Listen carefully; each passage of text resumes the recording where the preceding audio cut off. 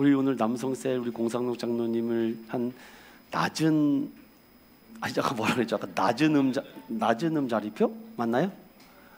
높은 음자리표로 하십시오. 높은 음자리표로 하세요. 너무 낮추지 않으셔도 괜찮습니다. 여러분 좋습니다. 또 너무 잘했죠. 우리 감사와 기쁨의 박수.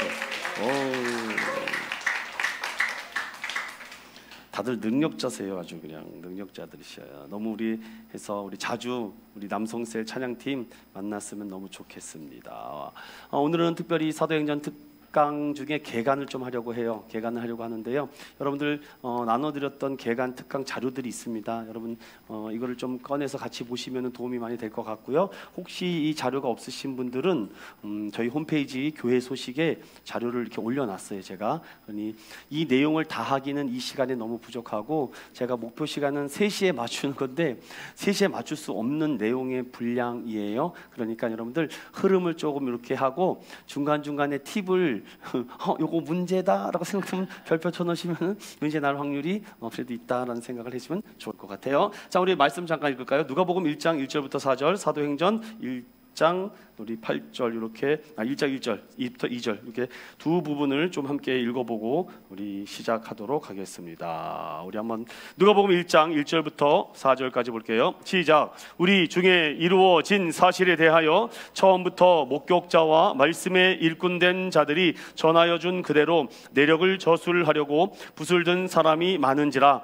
그 모든 일을 그전부터 자세히 미루어 살핀 나도 데오빌로 각하에게 차례대로서 보내는 것이 좋은 줄 알았노니 이는 각하가 알고 있는 바를 더 확실히 하게 하려 함이로라. 사도행전 시작. 데오빌로여, 내가 먼저 쓴 글에는 그릇 예수께서 행하시며 가르치시를 시작하실 때부터 그가 택하신 사도들에게 성령으로 명하시고 승천하신 날까지의 일을 기록하였노라. 아멘. 오늘 전체 특강 제목의 타이틀을 한번 읽어볼까요, 여러분들? 사도행전에서 답을 찾다. 오늘 이 짧은 시간에 제가 조금 빠르게 갈 수도 있는데 내용을 많은 것을 알기보다는 흐름 정도를 아는 걸로 가는 걸로 하겠습니다. 앞에 칠판을 좀 준비를 했는데요. 제가 판서 특강 3년 했습니다. 근데 우리 기독교 에센스 하시는 팀들은 제가 판서를 잘하는 걸 알고 있을 거예요. 근데 오늘 그걸 다 보여드리기 너무 힘들고요. 아무튼 자료를 잘 참조해 주셔서 저도 공부를 굉장히 많이 또 한 번 해봤습니다. 너무너무 재밌어요. 공부는 왜 이렇게 재밌는지 모르겠어요. 맨날 공부만 했으면 좋겠어요. 저도 이렇게 보니까. 그런데 오늘은 다 할 수 없으니까 잠깐 흐름만 보겠습니다. 여러분, 사도행전이 몇 장까지 있죠? 홍장로님 몇 장까지 있다고요? 28장. 정답입니다. 이렇게 하면은 오늘 힘내시라고 홍삼을 하나 드리는 거예요. 아시겠죠? 알겠지? 네.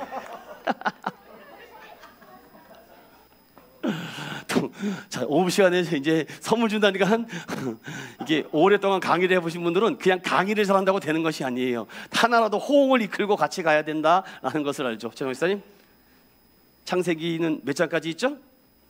그렇죠, 맞습니다. 축하드려요. 힘내시라고 홍삼 하나 드리도록 하겠습니다. 문제는 여기까지입니다. 아쉽지만 또 언제 즉석에서 문제가 나올지 몰라요. 한영이 정신 차리고 잘 들어야 돼. 언제 문제가 나올 때 여기서 선물이 또 나올지 몰라요. 알겠죠? 사도행전에 대해서 제가 잠깐 말씀을 좀 드릴 것 같은데요. 사도행전을 제가 다 설명드릴 없고 여기 내용을 쭉 훑어보면서 한번 쭉 나가 보도록 하겠습니다.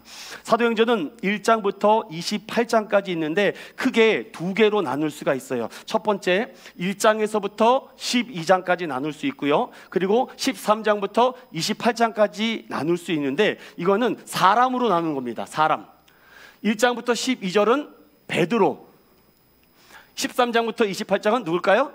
바울이에요. 이렇게 대표적인 인물을 가지고 나눌 수 있다. 그리고 그 가운데 15장이 있습니다. 아직 우리 15장 설교를 하지 못했는데 15장이 뭐냐면 최초의 예루살렘 공회의가 있었던 말씀이 사도행전 15장이에요.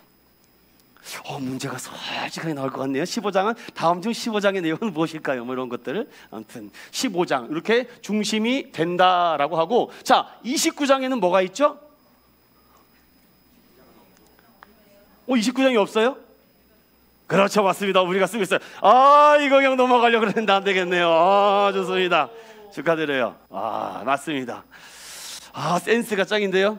예, 좋습니다. 사도행전 29장은 저와 여러분들이 쓰고 있습니다. 그러니 우리는 29장에서 계속 ing, 현재 진행형으로 흘러가고 있다, 이렇게 기억하시면 될 것 같아요. 그럼 한번 우리 페이퍼를 한번 볼까요?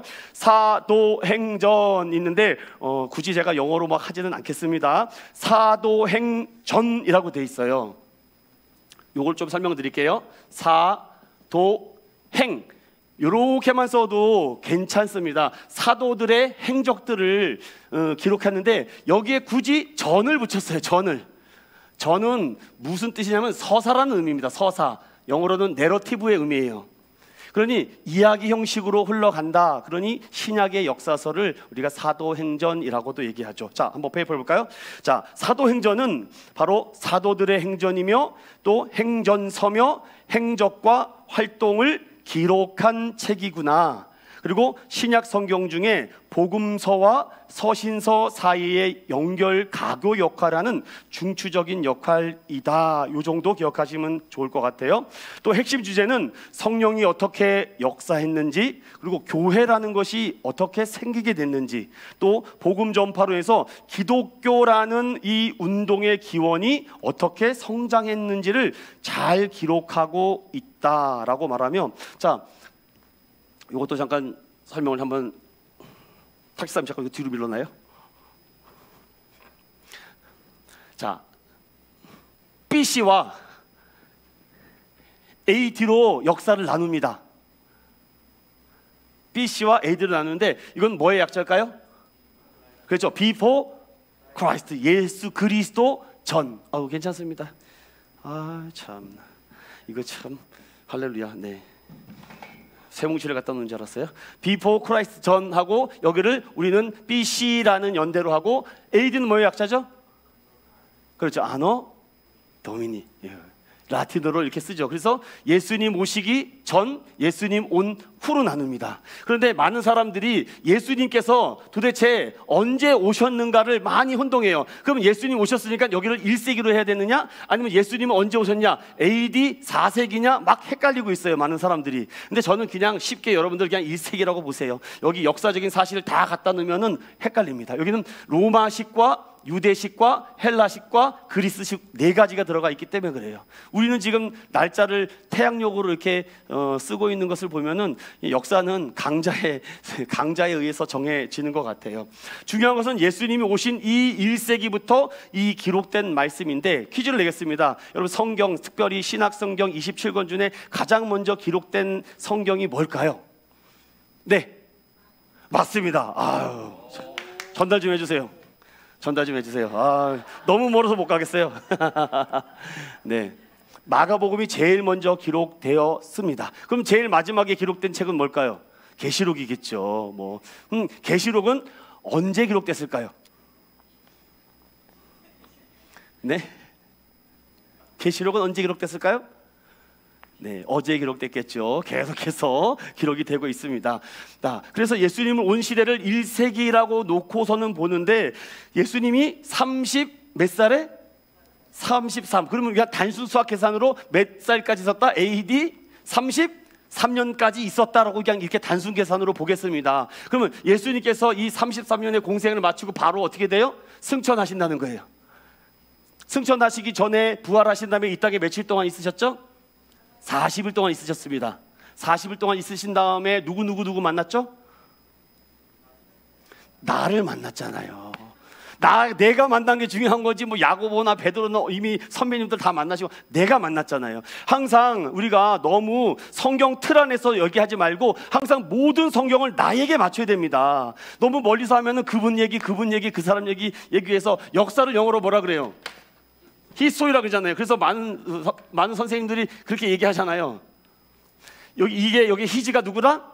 예수 그리스도라고 얘기하잖아요. 다 이게 알다시피.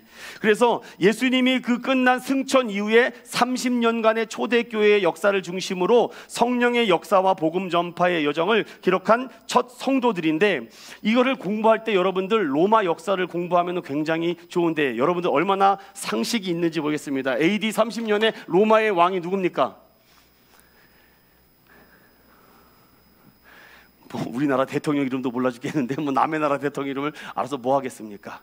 뭐 남의 나라 대통령까지는 알 필요 없다고 보고, 중요한 것은 그 로마의 집권하에 있는 그 당시에 예수님이 활동을 했는데 그때의 왕이 누군지를 잘 보면은 도움이 많이 된다라는 것을 제가 팁으로 말씀드리고, 거기까지 가면 너무 기니까 다시 돌아와서, 그래서 저자가 누구냐라고 보면은 특별히 2차 3차 로마 선교 여행에 동행했던 의사 누가인데, 여러분 초대 교부들이 이레나이우스, 클레멘스, 유세비우스가 누가가 이 사도행전을 기록했다라고 공통적으로 다 얘기합니다. 여러분, 이 사도행전을 누가 기록했다고요?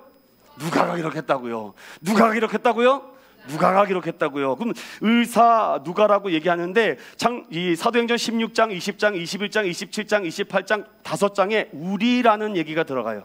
그래서 사도행전의 기록은 누가가 기록했는데, 그런데 왜 누가라고 이렇게 얘기를 할 수밖에 없는가? 몇 가지 단서가 있는데, 우리라는 단어도 있지만 그 글에 헬라어 문체의 높은 고등 수준체가 담겨져 있기 때문에 이거는 전문적인 교육을 받은 사람이 아니면 기록하기 어렵다라고 얘기를 해서 특별히 누가복음이 그렇습니다. 누가복음이 그렇게 고등 문체로 기록되어 있다. 그럼 수신자는 누구냐? 데오빌로라고 했는데, 여러분 아까 누가복음 1장에 데오빌로를 어떻게 호칭을 부르고 있죠? 각하라고 불러요. 여러분 각하는 누구에게 붙이는 겁니까? 뭐 그 나라의 수령이라고 얘기할까요? 그런 정도로 이 데오빌로가 하나님을 사랑하는 자라는 뜻인데, 이것을 어떤 학자들은 실존 인물이라고도 얘기한 사람이 다수고 또 상징적 표현이라고 얘기하는데, 저는 실존 인물이라고 봅니다. 자, 연대는 주후 70년입니다. 그럼 예수님이 33년의 인생을 공생애를 마치고 AD 70년이라고 돼 있어요. 그럼 아까 전에 우리 지원사님이 마가복음이 제일 먼저 기록되고 있다고 해서 그 다음에 순서대로 마태복음, 누가복음 이렇게 기록된 것은 아니고, 이 복음서가 기록되고 나서 그 다음에 많은 이 이스라엘 디아스포라에다가 그 고용됐던 말씀이 뭐냐면, 이건 서신서입니다. 서신서 중에 제일 먼저 많이 성도들에게 읽힌 말씀이 데살로니가 전서하고 후서예요. 여러분, 왜 데살로니가 전서하고 후서가 그 다음으로 성도들에게 많이 읽혔는지 아세요? 이거는 재림에 대한 얘기거든요. 재림에 대한 얘기이기 때문에 그 당시 로마의 핍박과 압제와 강압 속에서 굉장히 고통당할 때 그들은 마라나타 신앙을 가지고 있어서 이 서신서 중에 이 데살로니가 교회에 가장 많은 사람들이 공중 재림 예수에 대해서 소망하면서 기다리고 살았거든요. 그런데 문제는 뭐가 생겼습니까? 너무 종말 신앙을 강조하다 보니까 시한부 종말론자가 생기게 된 거예요. 그래서 이것을 깨기 위해서 나타났던 다음 말씀이 뭐냐면 그게 사도행전입니다. 그러니까 큰 그림에서 보면 마가복음이라는 복음서가 성도들에게 읽히게 돼서 소망을 가졌는데, 잠시 후면 오시겠다라는 말씀을 붙들고 데살로니가 교회가 복음서를 붙들고 소망하며 1년, 2년, 10년, 20년, 무려 70년까지 기다렸는데도 예수님이 왔어 안 왔어요? 안 왔다고요. 그리고 나서 이 사도행전이 기록이 된 겁니다. 사도들의 많은 순례와 많은 순교와 많은 역사를 통해서 의사가 동행하면서 기록을 한 다음에 이 서신서를 가지고 이스라엘 백성들에게 회람서신이라고 얘기하거든요. 회람하기 시작했죠. 그러면서 시한부 종말론의 그 생각에서 그것을 다 내려놓고 다시금 예수 복음신앙, 즉 의신칭의 신앙으로 그들이 바뀌게 됩니다. 또 하나 제가 역사를 좀 소개를 해드려야 될 것 같은데, 이 사도행전도 역사이기 때문에 그래요. AD 100년입니다. AD 100년, 그러니까 AD 1세기부터 100년이라는 시간이 흘리면 우리는 이것을 한 세기라고 얘기하잖아요. 자, 이 100년이라는 이 시기가 지나고 나면서 어떤 문제가 크게 생겼냐면은, 이 로마가 줄리어스 시저에서부터 계속해서 흘러가지 않습니까? 왕들이. 그런데 문제가 뭐냐면, 이 로마는요, 여러분 그리스 로마 신화라고 알죠? 신화를 받아들이면서 많은 주변의 다른 종교들을 다 받아들입니다. 그 중에 하나가 기독교인 것 뿐이에요. 그런데 유독 기독교인들은 유별나게 신앙생활을 하는 겁니다. 어떤 신앙생활을 해요? 할례를 해야 된다.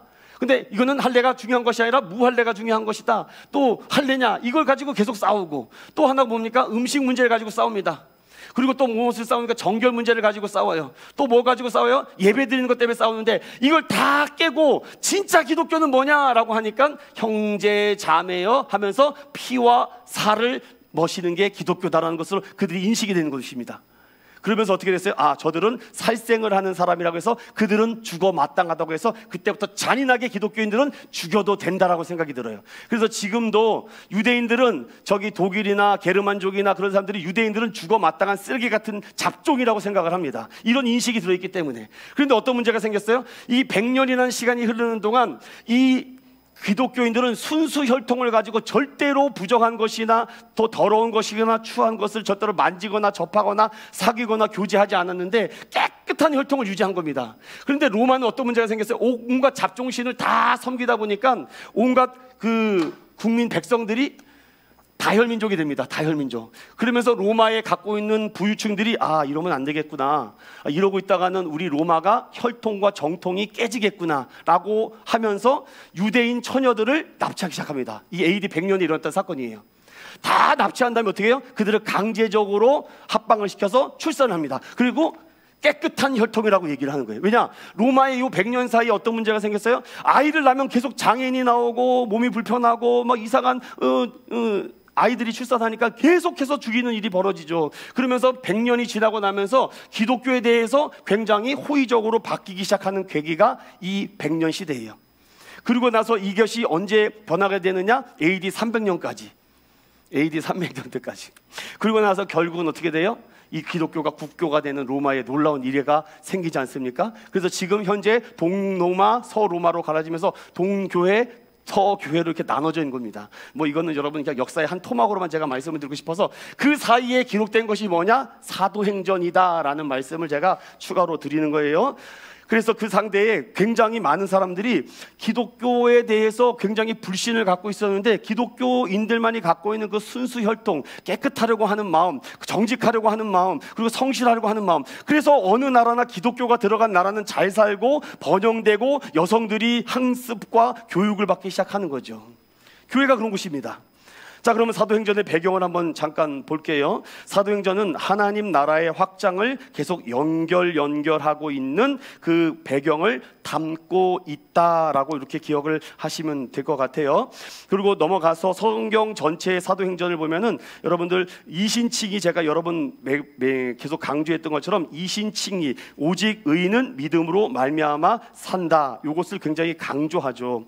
특별히 중요한 것은 이 성경 전체에서 사도행전이 하고 있는 것 중에 하나가 뭐냐면 성령 강림에 대한 얘기가 있고, 또 흩어지는 성도들이 얼마나 박해를 받았는지, 그들이 가는 곳곳마다 교회를 세웠다고 얘기하는데, 여러분 사도행전을 공부하다가 교회를 세웠다는 얘기 있잖아요. 아, 에베소의 교회를 세웠다, 빌립보의 교회를 세웠다, 골로새에 세웠다가 데살로니가에 세웠다가 뭐 고린도에 세웠다가 여러 교회가 있잖아요. 이러한 교회는 다 가정교회입니다. 이 가정교회라고 말하는 것은 5에서 10인 체제의 교회예요. 이것처럼 다수 모인 교회가 아니죠. 그런데 이렇게 여러 흩어져 있는 교회들이 얼마나 많은 핍박을 당한지 몰라요. 이제 앞으로 성경을 보면은 나중에 루디아라는 루디아라는 아줌마가 나와요. 이 루디아라는 사람이 복음을 듣고 변화가 돼서 가정교회를 최초로 빌립보에다가 세운 여인 아니겠습니까? 이런 식으로 가정교회가 생겨서 저는 거기서 이 셀을 착안한 겁니다. 큰 공동체가 있잖아요. 이 인천은영교회라는 공동체가 건강하게 나가기 위해선 그 사이사이에 수많은 소그룹들이 아주 짱짱하게 뭉쳐 있어야 됩니다. 그런데 교회가, 과거의 전통교회는 어떤 교회를 많이 지칭했어요? 이런 거 별로 중요하지 않아. 얼마나 대예배 시간에 많이 모이냐 안 모이냐 가다 가지고 그 교회의 건강도를 얘기를 했죠. 저는 반대로 생각합니다. 여러분 11시 예배에 많이 모이면 그 교회가 건강한 교회입니까? 전 아무리 거기다가 여러분들에게 저희가 설득을 해도 설득이 안 돼요. 왜냐? 성경 어디에도 이렇게 대그룹 공동체가 강하기 위해서는 소그룹이 강해야 돼요. 그래서 저는 이것을 우리 교회에다가 셀을 접목한 겁니다. 셀을 접목해서 이 셀이 모여서 큰 중그룹을 만들고 그 다음에 대그룹을 만든다라는 이런 얘기를 하고 싶어서 그래요. 그러니까 저는 어느 교회든지 11시 예배에 많이 모이는 걸 가지고 그 교회의 건강도를 나타내는 것은 저는 건강하지 못하다고 생각을 하죠. 그만큼 소그룹에 얼마나 잘 모이느냐, 그 소그룹에 얼마나 열심히 참여하느냐, 그 소그룹을 통해서 얼마나 적극적으로 그 공동체에 협력하느냐에 따라서 그 교회의 건강도가 딱 나와요. 여러분도 그런 눈을 가지십시오. 교회를 딱 갔을 때 그 소그룹 공동체가 얼마나 열심히 하느냐에 따라서 대그룹이 강한 겁니다. 뭐 여러분 동의를 안 하시는 것 같네요. 여러분들 뭐 동의 안 해도 어쩔 수 없죠. 아무튼 저는 그렇게 생각을 합니다. 그래서 대그룹이 아무리 많이 모이는 거 소용없어요. 앞으로 보세요 여러분들. 그러면 모였다가 밀물과 썰물처럼 모였다 흩어지는 것밖에 못하지, 만약에 교회가 어떤 조직적으로 일을 할 때 협력을 안 해요.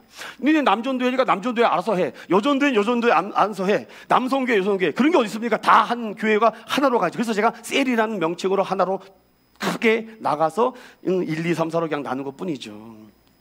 여러분 그렇게 해서 교회가 그렇게 세워져 나간다라고 생각하시면 돼요. 자, 신약 안에서의 사도들의 행전에 대해서 조금 말씀을 드리고 싶으면은요, 첫 번째 책은 2세기 초기에 사복음서로 회람이 되었다 제가 말씀드렸고, 두 번째 책 사이에 데살로니가 전후서가 있다고 말씀을 드렸지만, 결국은 그들이 사도행전이라는 이 서신서를 통해서 다시금 이신칭의 믿음을 깨닫게 되고, 특별히 거기서 구원론, 교회론, 성화, 그 다음에 사도적 권위에 대해서 이 사도행전이 가장 강력하게 나타나죠. 그럼 이것만 하나만 얘기를 하고 넘어갈까요?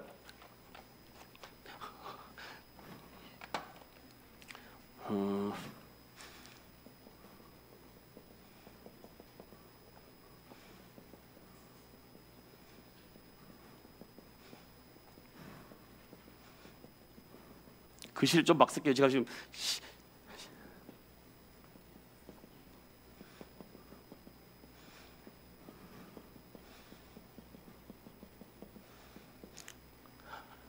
신학을 공부하는데 반드시 요 5가지를 공부합니다. 성경신학, 신학과 구약은 누구를 지금 얘기하고 있는가, 하나님 나라와 메시아에 대해서 이 공부를 1차적으로 마치면 그 다음에 교리신학인 조직신학을 공부를 해요. 이 조직신학을 통해서 어떻게 그 뿌리와 줄기가 연결됐는지 이 2가지를 마스터하면 그 다음에 역사적으로 하나님의 역사가 어떻게 이루고 앞으로 나타날 것인지, 그리고 나서 이 역사적으로 나타나는 그 현장, 그 나라 열방 사이에 어떤 일들과 역사가 나타났는지, 그러면 그 역사를 가진 구원을 받은 백성들이 선교하러 나간다. 이 원칙이 이렇게 쭉 흘러져 나가거든요. 근데 대부분 많은 그 신학원생들이 이 조직신학에서 다 막혀버립니다. 왜 그러냐면은, 제가 이거는 좀 팁으로 여러분들에게 말씀을 해주고 싶어서 그래요. 신관이 있습니다. 인간관이 있어요. 뭐 여기까지 가면 구원관이 있습니다. 여기까지만 보겠습니다. 우리가 갖고 있는 것은요, 우리가 이렇게 생각을 하더라고요. 우리는 유일하신 하나님을 믿습니다. 이렇게 얘기하잖아요. 이거는 성경신학적으로 맞습니다. 그런데 교리신학적으로 우리는 삼위로 계시는 하나님을 믿습니다. 이게 정확한 표현이에요.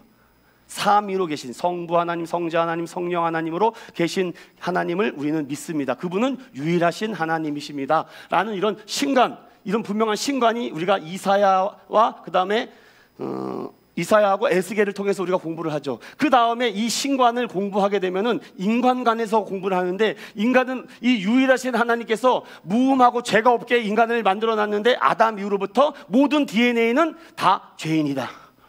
이게 인간관이에요. 그래서 이 인간을 부정하고 부패한 사람이다라고 얘기를 합니다. 그래서 이 부정하고 부패한 사람이 구원받을 수 있는 유일한 길은 이 죄 없으신 이 분을 믿어야지만 된다. 이것이 우리가 갖고 있는 인간관과 신간과 인간관과 구원관의 아주 기초적인 거예요.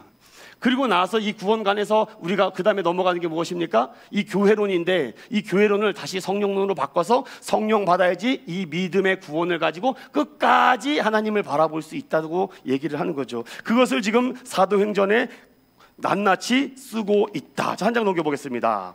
기록 목적을 보면은 예수님의 승천에서 바울의 투고까지 이렇게 기록한 내용이고, 초기 1세기 30년이라는 역사적 맥락 조명하고, 또 유대인과 헬라인과 로마인을 상대로 우리 부활의 변론, 그러니까 사도행전을 표현하자면은 예수님의 부활을 변론한 역사서, 뭐 이렇게 표현해 볼까요? 그래서 주제는 결국은 사도들의 행적을 말하기보다는 그 사도행전에서 예수 그리스도께서 이 부활의 역사가 계속해서 어떻게 이루어가고 어떻게 나타나는지 계속해서 1장부터 28장까지 그리고 오늘날까지 이렇게 흘러 간다. 그러니 1번 보세요. 구원이 어떻게 이스라엘의 하나님과 관련되며 이방인도 포함되는지에 대해서 또 거론하고, 또 유다의 백성이 호응이 없음에도 이 역사를 하나님의 약속이라고 주장하는 일들, 또 그리고 예수 그리스도를 증언했던 증인들의 흔적들, 그리고 그 증인들의 순교했던 내용들이 1장부터 28장까지 계속된다. 이게 기본적인 개론을 제가 조금 신학적을 조금 풀어서 말씀을 드렸는데, 그냥 그렇구나라고 이해하시고 이제부터만 잘 따라오시면 돼요. 자, 이제 각 장에 나타났던 얘기들을 쭉 한번 제가 말씀을 드리는데, 여기서 딱 이것만 기억하시면 돼요. 여러분, 사도행전 1장 8절 한번 해볼까요? 시작.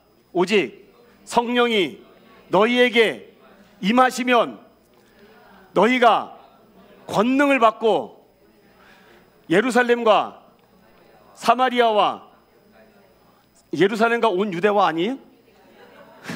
난 순간 내가 잘못 외웠네.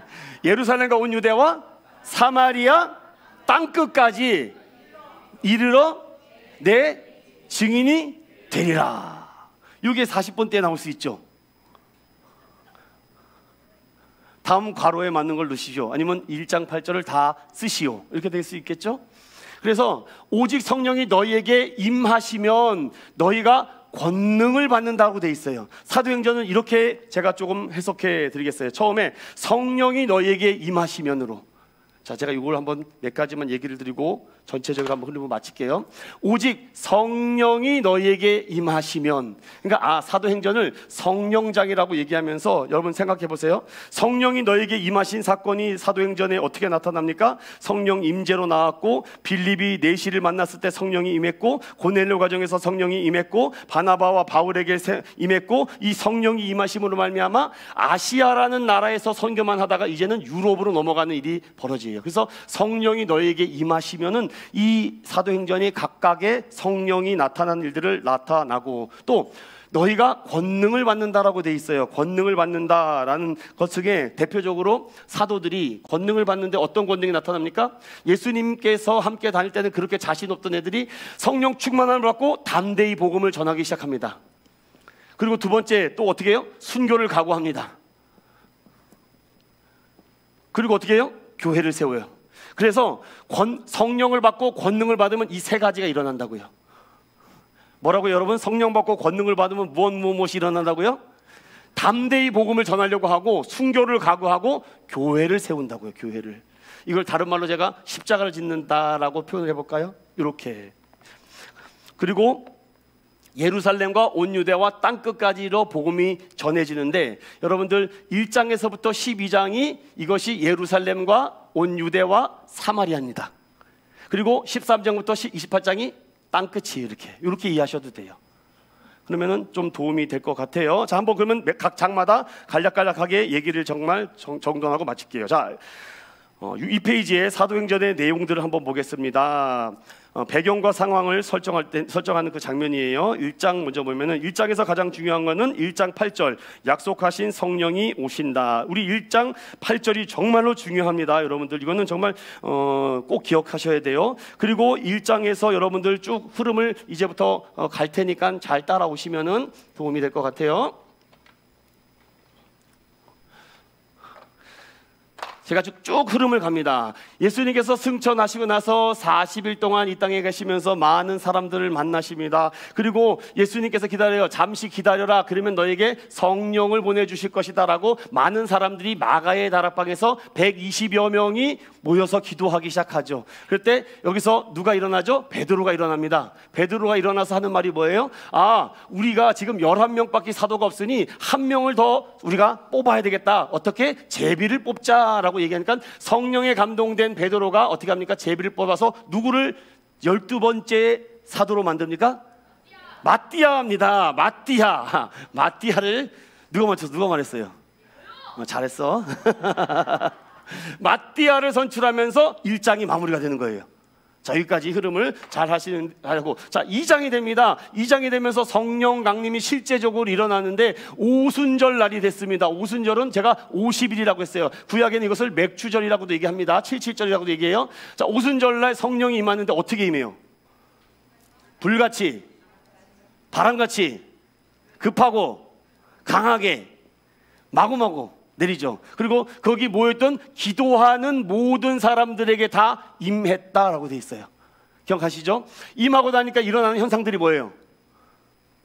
성령 임하니까 방언, 또 방언만 알아도 충분하죠. 여러분들 뭐 방언까지만 하면 되죠. 여러 가지 이사와 기적들이 나타납니다. 그러니까 각 나라의 여러 사람들에서 모인 곳에 복음을 전하기 시작하죠. 그러니까 많은 사람들이 이 사람들을 보고 뭐라 그래요? 술 취한 것 같다라고 할 정도로 이렇게 얘기를 합니다. 그러니까 뭐 흥청망청까지는 아닌데 아무튼 그렇게 보입니다. 그리고 나서 여기서 그 다음부터 누가 등장해요? 베드로가 등장합니다. 베드로가 구약 성경의 몇 부분을 가지고선 예를 들죠. 어떤 성경이죠? 대표적으로 요엘 몇 장? 그렇죠. 요엘 2장입니다. 요엘 몇 장이라고요? 2장이라고요. 요엘 2장이라고요. 여러분, 요엘 2장 너무 중요해서 제가 또 말씀을 드려요. 그럼 요거까지 한번 보겠습니다. 자, 사도행전과 요엘서를 비교해 보면은요, 자, 요거 너무 중요해서 제가 말씀드립니다. 처음에 젊은이가 있어요. 그리고 또 누가 있죠? 자녀가 있거든요. 자녀, 젊은이, 그 다음에 늙은이, 그 다음에 남녀, 종 있는데, 여기 사도행전이 있고 여기 요엘이 있는데 이 표현하는 방식이 똑같아요? 달라요? 네? 똑같아요? 달라요? 사도행전에는 자녀들은 뭐 한다 그래요? 예언할 것이요. 젊은이는 환상을 보고, 늙은이는 꿈을 꾸시요. 남녀종들은 뭐 한다고 돼 있어요? 네? 영을 부어주겠다고 되잖아요. 이거 정말 별표 3개입니다, 여러분. 별표 3개. 갑자기 무슨 일타 강사가 되고 갑자기. 그런데 요에서 2장에는 뭐라고 돼 있어요? 자녀들은 뭐 한다 그래요? 장래일을 말할 것이요. 젊은이는 이상을 볼 것이며, 그리고 늙은이는 꿈을 꿀 것이다. 남녀종들에겐 영. 그러니까 요거만 똑같은 거예요. 자, 구분하셨습니까? 다시요, 너무 중요해서 그래요. 자, 사도 베드로가 성령을 충만히 받고 나서 거기 있는 모든 사람들에게 말을 하는데 요엘서 말씀을 가지고 비교를 합니다. 그런데 사도행전과 요엘서 2장을 가지고 말하는데 자녀들은 예언할 것이요. 늙은이는 안 보여요? 너무 막 썼나 내가? 늙은이는 자녀들은 예언할 것이요. 젊은이들은 환상을 보고, 늙은이는 꿈을 보고, 남녀종들에게 내가 영을 부어주겠다. 그런데 요에서에는 뭐래요? 자녀들에게 장래일, 젊은들에게 이상, 늙은에게 꿈, 남녀종에게 영. 그래서 요거를 잘 기억하시라고요. 되셨습니까, 여러분들? 꿈 영. 이것도 똑같구나. 요거 2개만 달라요. 예언, 장래일. 뭐 똑같은 말인데 한국말에 이렇게. 그런데 여러분, 왜 이런 말을 하냐면요, 베드로가 그렇게 똑똑하거나 학식이 많거나 배운 사람이 아닌데 어떻게 그 당시 요엘서 말씀을 떠올려서 이 말씀을 가지고 그들에게 설교를 했다는 거예요. 베드로가 설교를 했다는 거예요. 잘 알지도 못하는 사람이 설교를 하니까 성령 충만한 받으니 이런 일들이 일어났다라고 얘기하면서 거기 페이퍼 2페이지 아래 보세요. 오순절날 성령의 오심으로 제자들이 성령을 받자 회개와 예수의 이름으로 물세례, 제가 지난번에 말씀드렸죠? 물세례와 성령 세례에 대해서, 물세례는 내가 죄 씻음을 받아야 되는 것을 깨닫게 하는 어떤 장치라고 보시면 됩니다. 그러나 우리가 이 죄의 문제는 오직 성령 세례를 주시는 예수 그리스도의께로 우리가 회심, 좀 말이 어렵네요. 중생, 거듭남, 요 일이 일어나야지 우리가 뭐 한다고요? 우리가 구원을 받는 것이다 라고 해요. 근데 물세례만 알죠? 제가 한번 퀴즈를 한번 내볼까요? 어떤 이 사도행전에 물세례만 알고 있었던 목사님이 한 분 계셨어요. 요한의 세례만 알고 있었구나 라고 말하면서 사도 바울이 가서 요한의 물세례가 아닌 그 진짜 성령 세례를 알려주는데, 혹시 그 목사님 이름이 아세요? 네? 그렇죠, 아볼로입니다. 누가 말했어요? 네, 아볼로. 네, 아볼로입니다. 아볼로. 그래서 이런 식으로 제가 잘 헛갈려서 나겠죠. 그래서 물세례와 성령 세례에 대해서 이제 얘기가 되면서 그들을 점점 회심하고 중생하게 되고 거듭나게 되는 얘기가 2장에 등장해요. 자, 다음 페이지 3페이지 보시면 3페이지 보시면은 이제 본격적으로 성령의 역사와 기적들이 일어나는데 3장에 대표적으로 어떤 사건이 있습니까? 안증뱅이가 일으킨 사건. 혹시 이 안증뱅이가 몇 살인지 아십니까? 사도행전에 나오죠. 몇 살이라고 나오죠? 40여 세였다라고 돼 있죠. 40여 세. 이런 거 OX로 나올까요? 안 나올까요? 나오겠죠? 자, 안증뱅이 사건이 일어났는데 여러분 한번 저와 함께 쭉 한번 흘러가 보겠습니다. 자, 3장에 베드로와 요한이 성전에 하루에 3번씩 기도하러 올라가는데 거기서 누굴 만나요? 안증뱅이를 만나게 됩니다. 그러니까 안증뱅이가 자기한테 뭘 달라 그래요?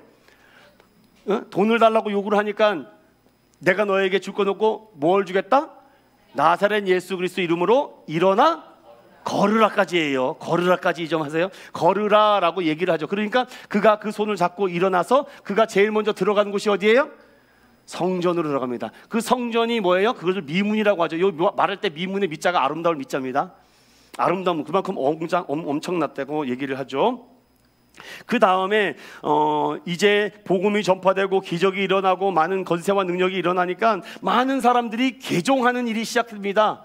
개종하는 일이 일어나는데 이 3장과 4장 사이에 많은 사람들이 변화를 받고 구원을 받고 하나님을 믿겠다라고 그들이 선포를 하죠. 그리고 이번에 보십시오. 그러다 보니까 당시 산헤드린 공의, 이 산헤드린 공의는 이건 하지 않겠습니다. 너무 길어가지고서 그냥 너무 얘기가 시간이 없어가지고 안 되겠어요.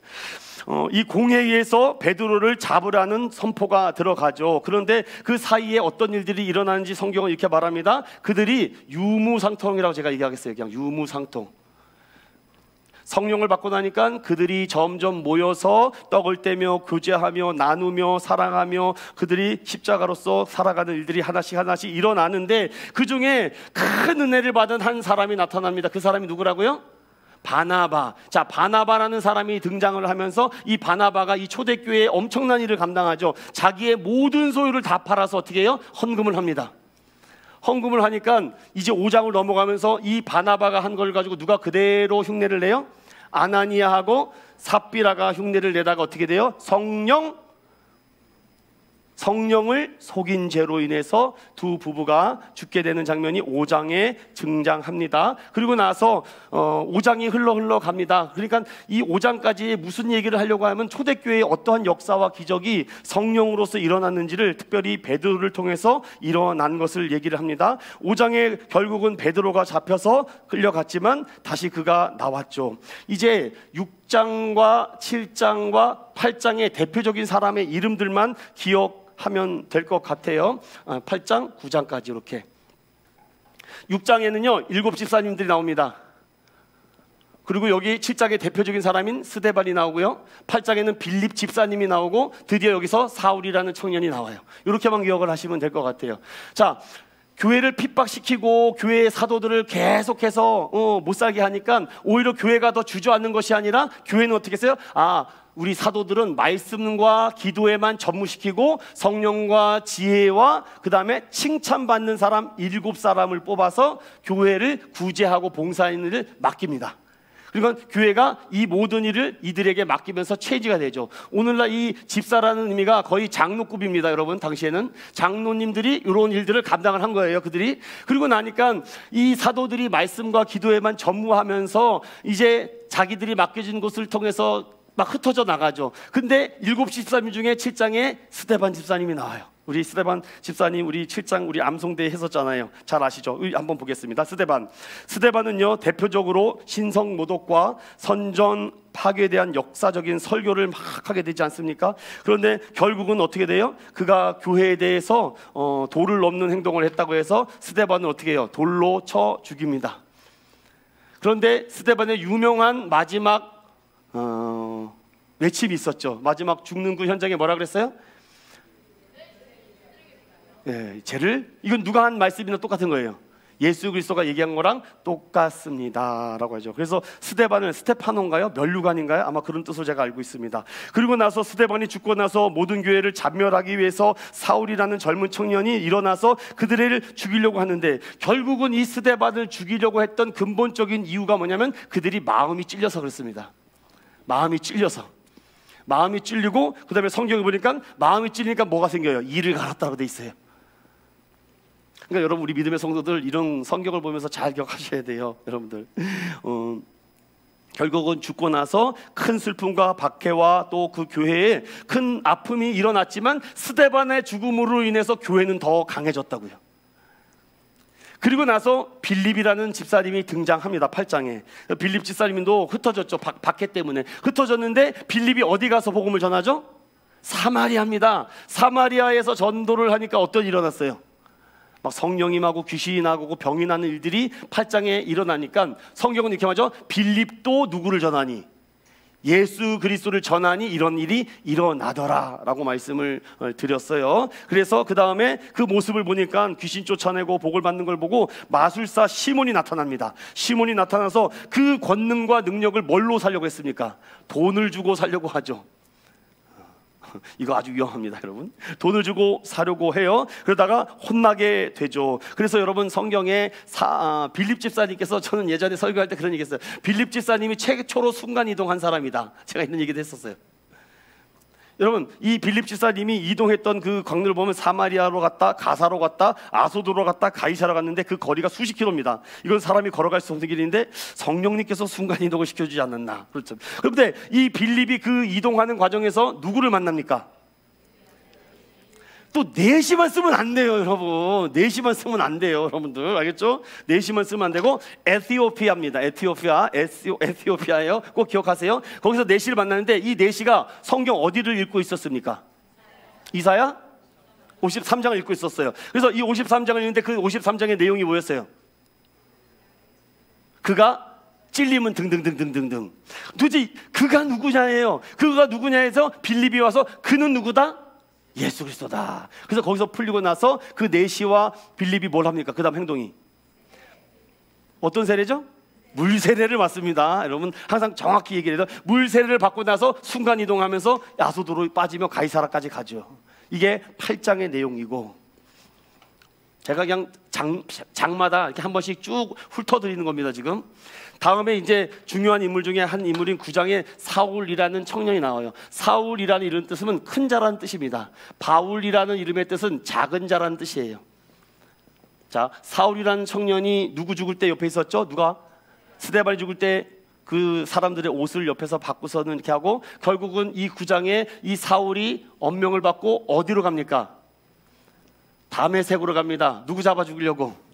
예수 믿는 사람 잡아 죽이려고 가죠. 자, 성경을 앞에 볼까요? 스데반을 죽은 자들의 옷을 지키는 사람과 교회를 기소로 사람을 등장하는 예수를 핍박하는 자였다라고 되어 있는데, 여기에서 이제 급진적인 회심이 일어나는 사건이 일어납니다. 거기서 다메섹 도상으로 가는 길에 빛이 임해서 유명한 말이죠. 내가 박해하는 예수가 나다라고 해서 눈이 멉니다. 며칠 동안 눈이 멀죠? 3일 동안 눈이 멀어요. 3일 동안 눈이 멀고 엉금엉금해서 그 도심으로 들어갑니다. 그럼 그 도심에 들어가서 누구를 만나라?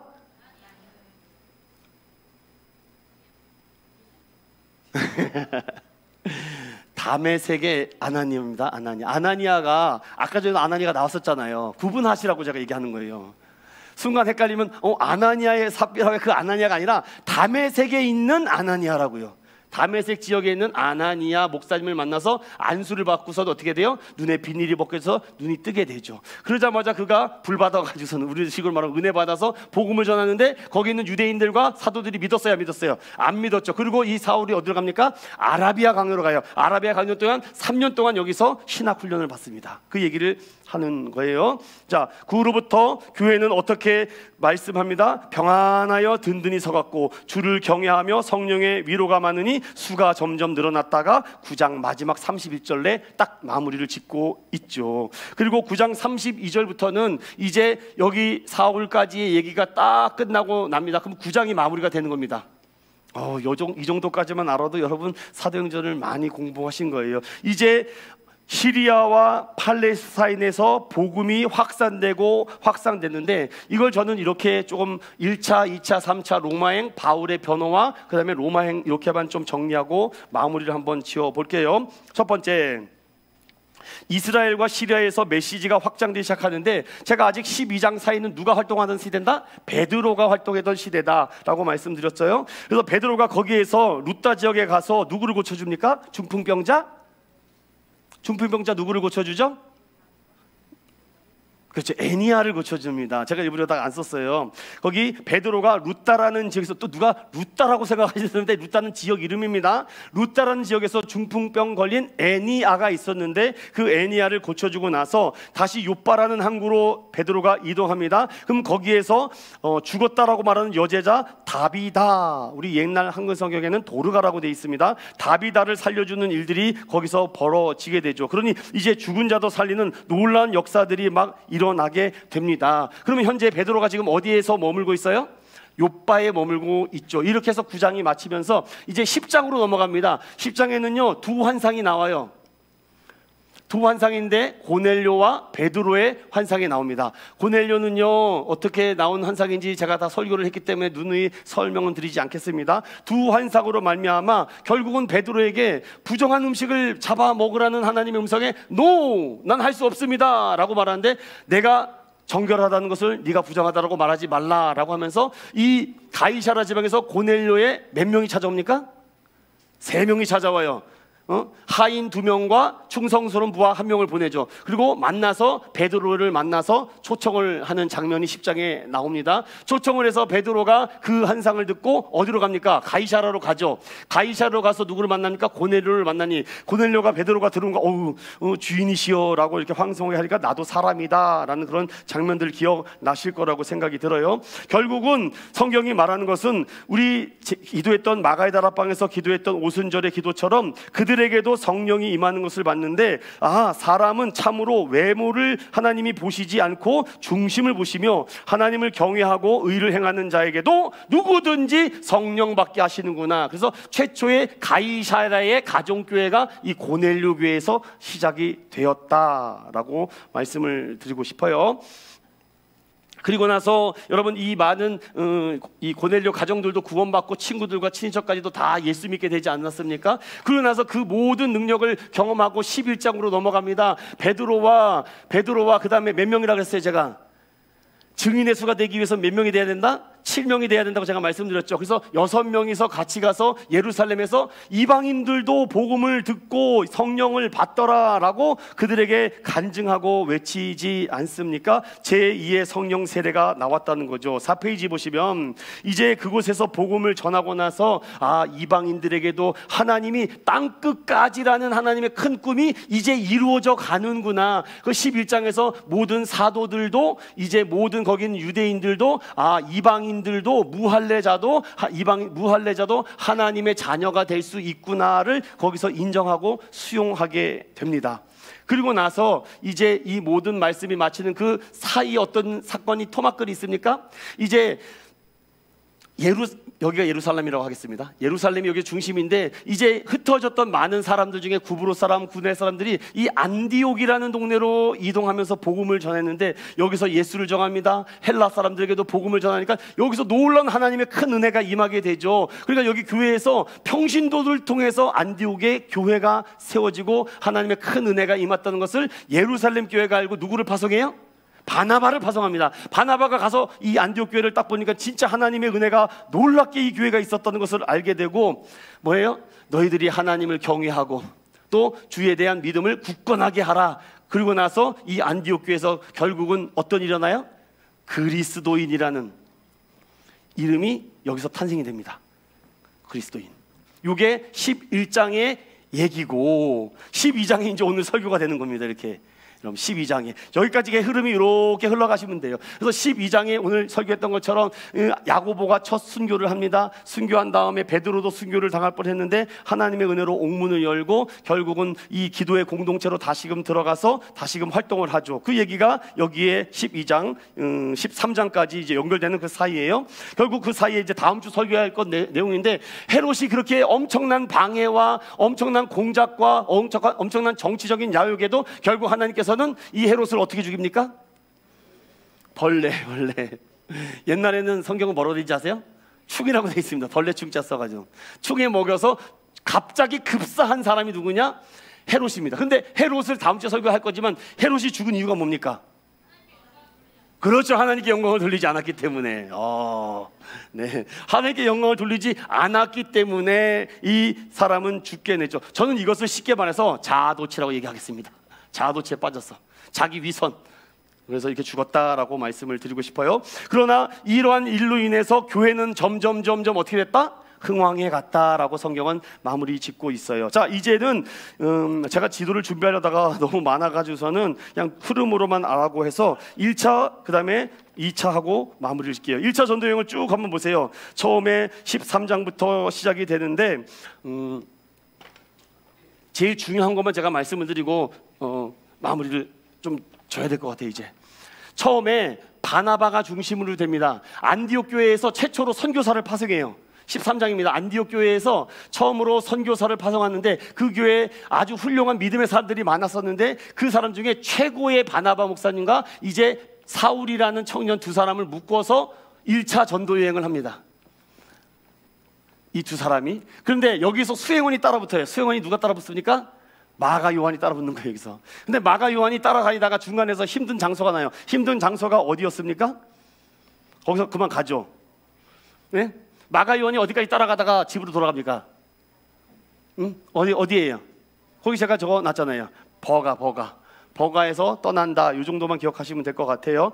그래서 거기서 귀신 들린 사람, 거짓 선지자 만나면서 안디옥 교회에서 출발해서 구브로, 바보, 버가, 그 다음에 비시디아 안디옥에서 사도 바울이 구원에 대한 설교를 거기서 처음 합니다. 그 다음에 이고니온, 그 다음에 루스드라에서. 여러분, 그 사도 바울이 돌에 맞은 장소가 있어요. 어느 장소인지 아십니까? 루스드라입니다. 여러분, 루스드라에서 그런 일이 있었고, 그 다음에 더베까지 왔다가 이제 복귀합니다. 루스드라. 그러니까 이게 지금 지도가 제가 없어서 근데 여기 안디옥이 여기 있습니다. 안디옥에서 이렇게 버가 북으로 이렇게 갔다가 이렇게 돌아오는 거예요. 이렇게. 이게 1차입니다. 뭐 지도를 여러분 나중에 인터넷 들어가면 참조할 수 있어요. 중요한 것은 이 1차 전도 여행을 통해서 다시 수리아 안디옥으로 돌아와서 선교 보고를 하는데 마음이 굳게 됐고 믿음이 머물렀고 선교가 많은 혼란이 필요하고 그곳에 교회마다 장로들을 선택해서 장로로 교회로 세워놓고 또 금식기도로 위탁하며 본격적인 선교가 시작되는 것이 1차 전도 여행이다 라고 이렇게 기억하시면 되고, 이제 15장에 선교 보고를 합니다. 선교 보고를 하는데 이 선교 보고를 예루살렘 총회에다가 해요. 그런데 당시 베드로가 이 예루살렘 교회의 목사님이 아니라 야고보입니다. 여기서 말하는 야고보는 예수님의 젖동생 야고보예요. 거기서 이제 종교회의가 일어납니다. 근데 종교회의에서 요것만 기억하시면 돼요. 그럼 도대체 이방인들이 구원을 받는다고 너가 그렇게 선교했는데 그 대신 우리가 아무리 타협을 해도 이 본질만큼은 우리가 그래도 지켜야 되겠다라고 하면서 이방인도 구원 받겠는데 이방인이라고 해도 우상에 더러운 것이나 음행하는 것이나 그 다음에 목에 매다는 것이나 피채 먹는 것은 인정하지 않겠다고 이제 결정을 하는 것이 종교의회라고 생각을 하시면 됩니다. 자, 그리고 나서 이제 2차 전도 여행을 떠나는 게 16장입니다. 16장에서 이제 바울하고 바나바가 이제 싸우는 일이 벌어져요. 왜냐? 이 바나바하고 마가는 친척 관계거든요. 그런데 바울이 바나바에게 말해요. 아니, 마가가 중간에 갔다가 힘들다고 못하겠다고 성교 때려친다고 해서 가지 않았느냐? 나 이번에 마가 데리고 가면은 나 당신과 갈 수 없다라고 얘기를 해요. 그럼 결국 어떻게 해요? 그럼 나도 너랑 같이 못하겠다라고 하면서 바울과 바나바가 결별합니다. 그러면서 새로운 듀엣이 만들죠. 바울과 실라, 그 다음에 바나바와 마가. 그래서 바나바와 마가는 어디로 선교 여행 떠납니까? 구브로 쪽으로 빠집니다. 그리고 사도 바울과 실라는 둘이 호흡을 맞춰서 제2차 선교 여행에 다시 큰 그림을 그리면서 1차 전도 여행을 했던 대로 다시 이렇게 돌고 오는 거예요. 5페이지 보십시오. 2차 전도 여행입니다. 수리 안디옥에서 다소, 더베, 루스드라, 이 루스드라에서 그 믿음 좋은 디모데라는 사람을 만나요. 근데 디모데가 누구냐면은 어머니하고 아버지가 다릅니다. 아버지는 헬라인, 어머니는 유대인입니다. 그러니까 혼혈 민족이에요. 거기서 디모데를 만나서 할례를 행하고 동행하게 되죠. 그러니까 참 선교 여행도 참 재밌는 것 같아요. 왜냐하면 누구를 만나서 이런 역사가 일어날지 모르죠. 그래서 이고니온, 비시디 안디옥, 부르기아, 브와, 네아폴리, 빌립보에 갇히죠. 거기서 이제 루디아를 만납니다. 이게 17장이 돼요. 그 다음에 거기서 암빌리아, 그 다음에 아볼로니아, 데살로니가, 베레아, 아덴까지 가고, 그 다음에 18장에서 고린도 지역에서 브리스길라와 아굴라를 만나게 되죠. 그래서 사도 바울은요, 자비랑 선교를 했는데 어떤 자비랑 선교를 했는지 아세요? 텐트 메이커입니다. 천막 짓는 일을 하면서 브리스길라와 아굴라 세 명이서 같이 이제 호흡을 하죠. 그러니까 사도 바울이 사역하는 그 길에는 항상 브리스길라와 아굴라 집사님이 항상 동행을 하면서 수행원처럼 따라줬죠. 참 이런 멋진 것 같아요. 그렇게 하고 그 다음에 겐그레에서 우리 정미처럼 이제 삭발을 합니다. 여기 삭발 장면이 나와요. 저렇게 합니다. 이렇게. 이게 겐그레에서 이제 서원들하고 삭발하는 장면이 나옵니다. 그리고 2차 전도 여행이 맞춰요. 그리고 나서 3차 전도 여행까지 이제 이렇게 진행된다라는 것 중에 몇 가지만 하면 에베소 지역이 제일 중요합니다. 3차 지역에서는 에베소 지역에서 거기서 이제 아볼로를 만나고 성령 받고 두란노 서원에서 2년 동안 사역을 하면서 연극장이 막 폭동이 일어나고, 그리고 고린도 지역에서 로마서를 쓰면서 그 로마서를 가지고 베베 집사님에게 주고, 이런 일들이 19장에 어마어마하게 많이 일어나는데, 이제 사도 바울이 가는 곳곳마다 설교를 너무 잘하니까 설교를 듣고자 사람들이 많이 모여요. 그런데 한밤중에 다 지역을 떠나기 전에 이제 복음을 전하는데, 그 중에 유두고라는 청년이 복음을 듣다가 이제 걸터 앉았다 떨어져 죽죠. 그런데 죽은 것이 아니라 생명이 있다고 해서 다시 살리는 장면이 꼭 엘리야와 엘리사와 같은 장면이 나타납니다. 자, 루스드라에서 넘어가서 쭉 넘어 밀라도가 나옵니다. 밀라도는요, 에베소에서 몇 년 동안 사역을 합니까? 에베소에서 3년간 목회 사역을 해요. 그런데 3년 동안을 에베소에서 사역을 했는데 그렇게 크게 성과가 없었습니다. 그래서 장로님들과 나중에 작별을 하는 장면이 나오죠. 막 눈물을 흘리면서 막, 이게 20장입니다. 저는 이것을 파노라마로 사도행전을 다 공부해가지고서는 그 장면들이 막 생각이 나요. 이렇게. 그래서 결국은 이 장로들과 헤어지는 장면이 이제 20장에 딱 들으면서 이제 주는 것이 받는 것보다 복됩니다라고 하면서 헤어지면서 장로들이 그렇게 얘기해요.